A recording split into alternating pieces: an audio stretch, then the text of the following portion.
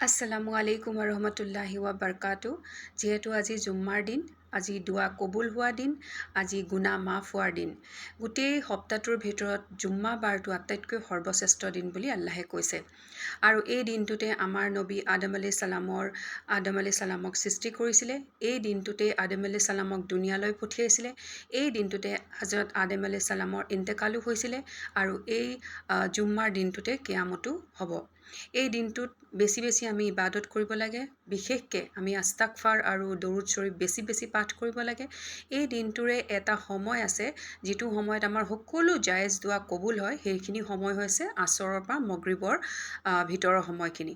আৰু এই আসৰৰ নামাজ পঢ়াৰ পাছতে জায়নামাজৰ পৰা নুঠাকেই যদি আমি আখিবাৰ আল্লাহুম্মা সাল্লি আলা মুহাম্মাদিন নবিয়িল উম্মি ওয়া আলা আলিহি ওয়াসাল্লিম তাছলিমা, এইটো যদি আমি পঢ়োঁ আৰু যদি দোৱা কৰোঁ, আমাৰ বহুতখিনি আমাৰ গুনাহ মাফ হ'ব ইনশাআল্লাহ।